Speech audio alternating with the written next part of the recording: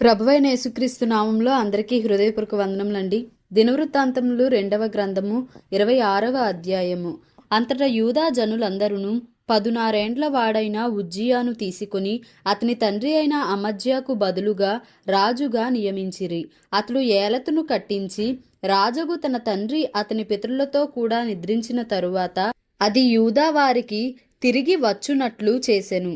ఉజ్జియా ఏలన ఆరంభించినప్పుడు 16 వాడై యెరూషలేములో 52 సంవత్సరములు ఏలెను. అతని తల్లి యెరూషలేము కాపురస్తురాలు, ఆమె పేరు యెకొల్యా.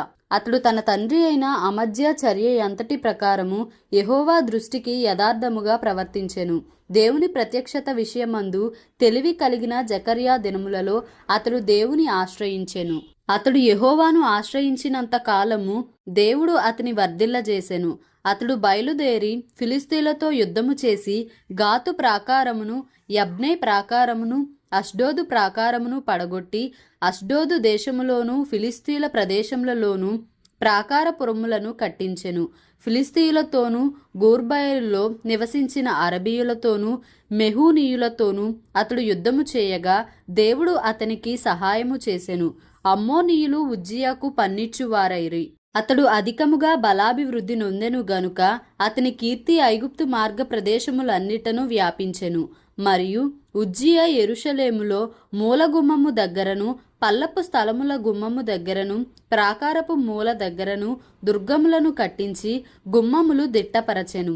అదియుగాక షెఫేలా ప్రదేశములోను మైదాన ప్రదేశములోను అతనికి విస్తారమైన పశువులుండగా అతడు అరణ్యంలో దుర్గములు కట్టించి అనేకమైన బావులు త్రవ్వించెను. వ్యవసాయమందు అతడు అపేక్ష గలవాడు గనుక పర్వతములలోను కర్మెలులోను అతనికి వ్యవసాయకులను ద్రాక్షతోట పనివారును కలిగియుండిరి. యుద్ధమునకు ఉజ్జియాకు సైన్యము కలిగియుండెను. అందులోని యోధులు రాజు అధిపతులలో హనన్యా అనువాని చేతి క్రింద నుండిరి. ఖజానాదారుడగు మయషేయాయు ప్రధాన మంత్రియగు యెహీయేలును వారి లెక్క ఎంతైనది చూచి వారిని పటాలముగా ఏర్పరచువారయ్యుండిరి. వారి పితరుల ఇండ్ల పెద్దల సంఖ్యను బట్టి పరాక్రమశాలులు 2600 మంది అయిరి. రాజునకు సహాయము చేయుటకై శత్రువులతో యుద్ధము చేయుటయందు పేరు పొందిన పరాక్రమశాలులైన 3,07,500 మంది గల సైన్యము వారి చేతి క్రింద ఉండెను. ఉజ్జియా ఈ సైన్యమంతటికి డాళ్లను, ఈటెలను, శిరస్త్రాణములను, కవచములను, విల్లులను, వడిసెలలను చేయించెను. మరియు అతడు అంబులనేమి పెద్ద రాళ్లనేమి ప్రయోగించుటకై ఉపాయశాలులు కల్పించిన యంత్రములను యెరూషలేములో చేయించి దుర్గములలోను బురుజులలోనూ ఉంచెను. అతడు స్థిరపడు వరకు అతనికి ఆశ్చర్యకరమైన సహాయము కలిగెను గనుక అతని కీర్తి దూరముగా వ్యాపించెను. అయితే అతడు స్థిరపడిన తరువాత అతడు మనస్సున గర్వించి చెడిపోయెను. అతడు ధూపపీఠము మీద ధూపము వేయుటకై యెహోవా మందిరంలో ప్రవేశించి తన దేవుడైన యెహోవా మీద ద్రోహము చేయగా యాజకుడైన అజర్యాయు అతనితో కూడా ధైర్యవంతులైన యెహోవా యాజకులు 80 మందియు అతని వెంబడి లోపలికి పోయిరి. వారు రాజైన ఉజ్జియాను ఎదిరించి, ఉజ్జియా యెహోవాకు ధూపము వేయుటకై ప్రతిష్ఠింపబడిన అహరోను సంతతి వారైన యాజకుల పనియే గాని నీ పని కాదు. పరిశుద్ధ స్థలములో నుండి బయటికి పొమ్ము, నీవు ద్రోహము చేసి ఉన్నావు. దేవుడైన యెహోవా సన్నిధిని ఇది నీకు ఘనత కలుగజేయదని చెప్పగా ఉజ్జియా ధూపము వేయుటకు ధూపార్తిని చేత పట్టుకొని రౌద్రుడై యాజకుల మీద కోపము చూపెను. యెహోవా మందిరంలో ధూపపీఠము ప్రక్క నతడు ఉండగా యాజకులు చూచుచునే ఉన్నప్పుడు అతని నొసట కుష్ఠరోగము పుట్టెను. ప్రధాన యాజకుడైన అజర్యాయును యాజకులందరూ అతని వైపు చూడగా అతడు నొసట కుష్ఠము గలవాడై ఉండెను గనుక వారు తడవు చేయక అక్కడి నుండి అతనిని బయటికి వెళ్ళగొట్టిరి. యెహోవా తన్ను మొత్తెనని ఎరిగి బయటికి వెళ్ళుటకు తానును త్వరపడెను. రాజైన ఉజ్జియా తన మరణ దినము వరకు కుష్ఠరోగి అయి ఉండెను. కుష్ఠరోగి అయి యెహోవా మందిరంలోనికి పోకుండా ప్రత్యేకింపబడెను గనుక అతడు ప్రత్యేకముగా ఒక ఇంటిలో నివసించుచుండెను. అతని కుమారుడైన యోతాము రాజు ఇంటివారికి అధిపతి అయి దేశపు జనులకు న్యాయము తీర్చుచుండెను. ఉజ్జియా చేసిన ఇతర కార్యములను గూర్చి ఆమోజు కుమారుడును ప్రవక్తయునైన యెషయా వ్రాసెను. ఉజ్జియా తన పితరులతో కూడా నిద్రించెను.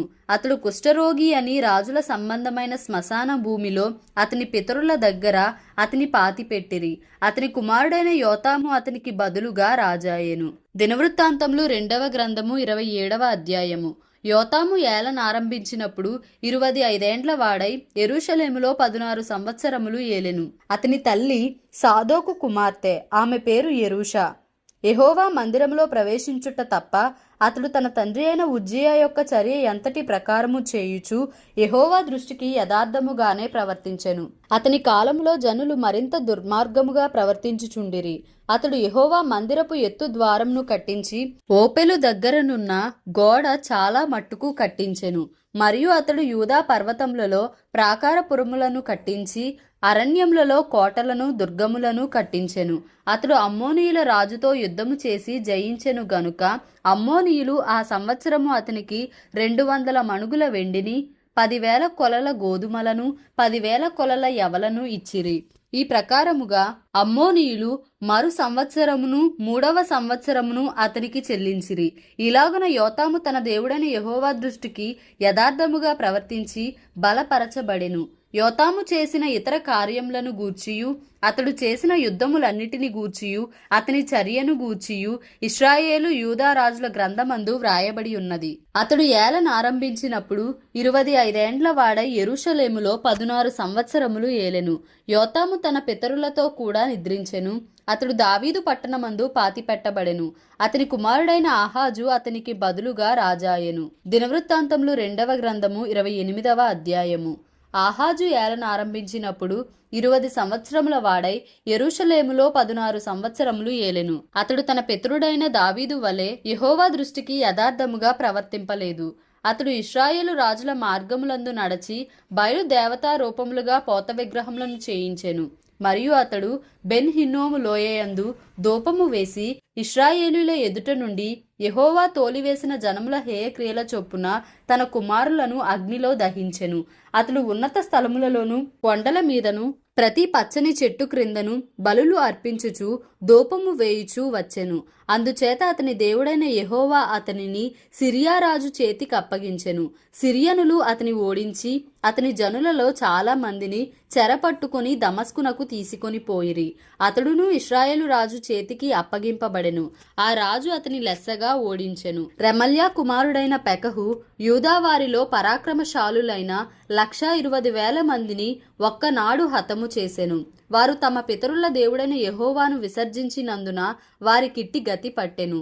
పరాక్రమశాలి అయిన ఎఫ్రాయిమీయుడగు జిక్రీ రాజసంతతివాడైన మయషేయాను, సభాముఖ్యుడైన అజ్రీకామును, ప్రధానమంత్రి అయిన ఎల్కానాను హతము చేసెను. ఇదియుగాక ఇశ్రాయేలు వారు తమ సహోదరులైన వీరిలో నుండి స్త్రీలనేమి కుమారులనేమి కుమార్తెలనేమి 2,00,000 మందిని చెరతీసుకొని పోయిరి. మరియు వారి యొద్ద నుండి విస్తారమైన కొల్ల సొమ్ము తీసుకొని దానిని షోమ్రోనునకు తెచ్చిరి. యెహోవా ప్రవక్తయగు ఓదేదు అను ఒకడు అచ్చట ఉండెను. అతడు షోమ్రోనునకు వచ్చిన సమూహము ఎదుటికి పోయి వారితో ఇలాగు చెప్పెను, ఆలకించుడి. మీ పితరుల దేవుడైన యెహోవా యూదావారి మీద కోపించినందుచేత ఆయన వారిని మీ చేతికి అప్పగించెను. మీరు ఆకాశమునంటున్నంత రౌద్రముతో వారిని సంహరించితిరి. ఇప్పుడు మీరు యూదావారిని యెరూషలేము కాపురస్తులను మీ కొరకు దాసులుగాను దాసురాండ్రుగాను లోపరుచుకొనదలిచియున్నారు. మీ దేవుడైన యెహోవా దృష్టికి మీరు మాత్రము అపరాధులు కాకయున్నారా? యెహోవా మహోగ్రత మీ మీద రేగియున్నది గనుక నా మాట ఆలకించి మీ సహోదరులలో నుండి మీరు చెరపట్టిన వీరిని విడిచిపెట్టుడి. అప్పుడు ఎఫ్రాయిమీయుల పెద్దలలో యోహానాను కుమారుడైన అజర్య, మెషిల్లేమోతు కుమారుడైన బెరెక్యా, షల్లూము కుమారుడైన యెహిజ్కియా, హద్లాయి కుమారుడైన అమాషా అనువారు యుద్ధము నుండి వచ్చిన వారికి ఎదురుగా నిలువబడి వారితో ఇట్లనిరి, యెహోవా మన మీదికి అపరాధ శిక్ష రప్పించునట్లు మీరు చేసి ఉన్నారు. చెరపట్టిన వీరిని మీరు ఇక్కడికి రప్పింపకూడదు. మన పాపములను అపరాధములను పెంపుజేయుటకు మీరు పూనుకొని ఉన్నారు. మన అపరాధము అధికమై ఉన్నది. ఇశ్రాయేలు వారమైన మన మీద మహోగ్రత రేగియున్నది. కాగా అధిపతులను సమాజముగా కూడిన వారును కన్నులారా చూచుచుండగా ఆయుధస్తులు చెరపట్టిన వారిని కొల్లసొమ్మును విడిచిపెట్టిరి. పేళ్లు ఉదాహరింపబడిన వారు అప్పుడు లేచి చెరపట్టబడిన వారిని చేపట్టి దోపు సొమ్ము చేత వారిలో వస్త్రహీనులైన వారికి బట్టలు కట్టించి వారికి వస్త్రములను పాదరక్షలను ధరింపజేసి అన్నపానములిచ్చి తలలకు నూనె బెట్టించి వారిలో బలహీనులైన వారిని గాడిదల మీద ఎక్కించి ఖర్జూర వృక్షములు గల పట్టణమగు ఎరికోకు వారి సహోదరుల యొద్దకు వారిని తోడుకొని వచ్చిరి. తరువాత వారు షోమ్రోనునకు మరలి వెళ్ళిరి. ఆ కాలమందు ఎదోమీయులు మరలా వచ్చి యూదా దేశమును పాడు చేసి కొందరిని చెరపట్టుకొని పోగా రాజైన ఆహాజు తనకు సహాయము చేయుడని అష్షూరు రాజుల యొద్దకు వర్తమానము పంపెను. ఫిలిస్తీయులు షెఫేలా ప్రదేశములోని పట్టణముల మీదను యూదా దేశమునకు దక్షిణపు దిక్కుననున్న పట్టణముల మీదను పడి బేత్షెమెషును అయ్యాలోనును గెదెరోతును షోకోను దాని గ్రామములను తిమ్నాను దాని గ్రామములను గిమ్జోనును దాని గ్రామములను ఆక్రమించుకొని అక్కడ కాపురముండిరి. ఆహాజు యూదా దేశమును దిగంబరినిగా చేసి యెహోవాకు ద్రోహము చేసి ఉండెను గనుక యెహోవా ఇశ్రాయేలు రాజైన ఆహాజు చేసిన దానిని బట్టి యూదా వారిని హీనపరచెను. అష్షూరు రాజైన తిగ్లత్పిలేసెరు అతని యొద్దకు వచ్చి అతని బాధపరచనే గాని అతని బలపరచలేదు. ఆహాజు భాగములు ఏర్పరచి యెహోవా మందిరములో నుండి ఒక భాగమును రాజనగరులో నుండి ఒక భాగమును అధిపతుల యొద్ద నుండి ఒక భాగమును తీసి అష్షూరు రాజునకిచ్చెను గాని అతడు అతనికి సహాయము చేయలేదు. ఆపత్కాలమందు అతడు యెహోవా దృష్టికి మరి అధికముగా అతిక్రమములు జరిగించెను. అట్లు చేసిన వాడు ఈ ఆహాజు రాజే.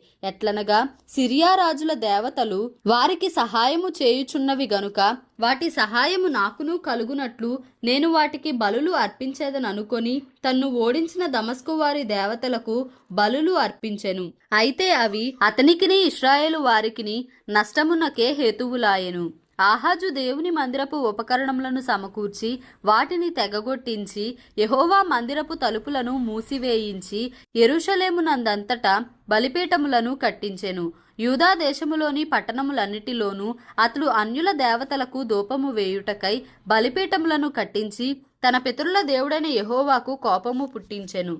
అతడు చేసిన ఇతర కార్యములను గూర్చియు అతని చర్య ఎంతటి గూర్చియు యూదా ఇశ్రాయేలు రాజుల గ్రంథమందు వ్రాయబడి ఉన్నది. ఆహాజు తన పితరులతో కూడా నిద్రించి యెరూషలేము పట్టణమునందు పాతి పెట్టబడెను గాని ఇశ్రాయేలు రాజుల సమాధులకు అతడు తేబడలేదు. అతని కుమారుడైన హిజ్కియా అతనికి బదులుగా రాజాయెను. దేవుడి పరిశుద్ధ వాక్యమును మన వినికిడిలో దీవించి ఆశీర్వదించునుగాక. Amen. Please like, share and subscribe for more videos.